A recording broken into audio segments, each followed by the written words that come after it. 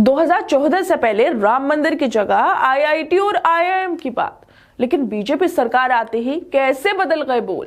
आखिर क्यों जो पत्रकार संपादक बीजेपी सरकार से पहले बोलते थे कि भव्य मंदिर की जगह इंस्टीट्यूट्स खोलने चाहिए, लेकिन 2014 के बाद उन्हें भी राम याद आने लगे हैं। दरअसल स्मिता प्रकाश, शायद आपने ये नाम सुना हो, लेकिन फिर भी आपकी जानकारी के लिए बता देते हैं कि यह है एशियन न्यूज इंटरनेशनल यानी कि ANI के संपादक और पत्रकार, जो कभी राम की जगह इंडियन इंस्टीट्यूट ऑफ टेक्नोलॉजी या फिर इंडियन इंस्टीट्यूट ऑफ मैनेजमेंट की बात करती थी। लेकिन 2014 आते आते इनके इरादे और अल्फाज दोनों ही बदल गए। मगर अब इनका एक ट्वीट भी वायरल हो रहा है, जिसको लेकर लोग इन्हें ट्रोल भी कर रहे हैं। आखिर ऐसा क्या है उस ट्वीट में, तो आप भी देख लीजिए।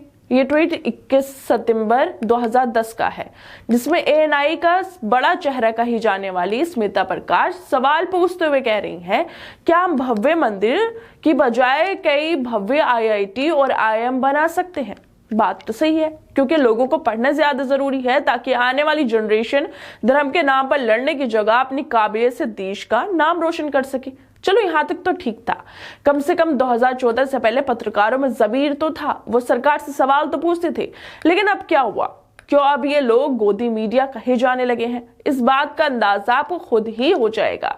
स्मिता प्रकाश ने जो कभी राम मंदिर की जगह IIT और IIM वाला ट्वीट किया था, इस ट्वीट को लेकर कई लोगों ने उन्हें ट्रोल भी कर दिया, जिसका जवाब देते हुए या यूं कहें कि अपने 2010 वाले ट्वीट पर सफाई देते हुए उन्होंने कहा कि 2010 में रामलला एक तंबू में थी।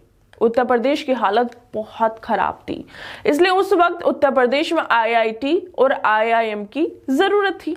मैं अपनी 2010 के ट्वीट और रिपोर्टिंग पर कायम हूं।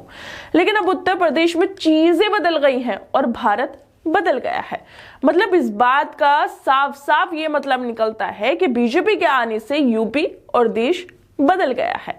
लेकिन इन्हें महिला के खिलाफ नंबर 1 बनता यूपी नजर नहीं आ रहा, बीजेपी का बलात्कारी लोग नजर नहीं आ रहे।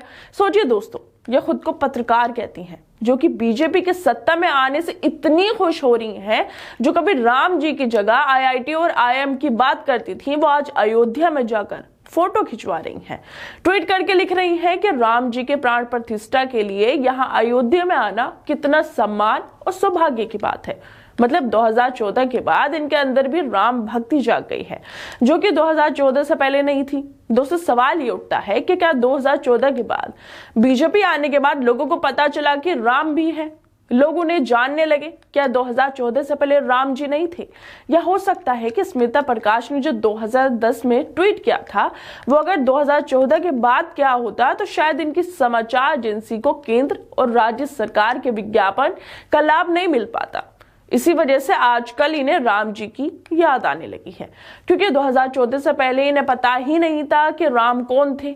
बीजेपी ने ही तो देश को, सबको बताया है राम जी के बारे में। कैसे आजकल पत्रकार मोदी भक्ति में लीन हो गए हैं।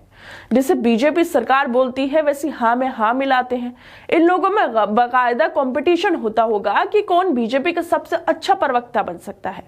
खैर दोस्तों, आप लोगों को क्या लगता है कि क्या 2014 से पहले और आज के पत्रकारों में जो ये फर्क है वो क्यों आ गया है? क्यों आज के पत्रकार चाटुकार हो गए हैं? क्यों इन लोगों में सरकार से सवाल पूछने की हिम्मत ही नहीं बची है? आप लोगों को क्या लगता है? हमें अपनी राय जरूर दें और बाकी तमाम खबरों को देखने के लिए जुड़े रहिए हमारे साथ।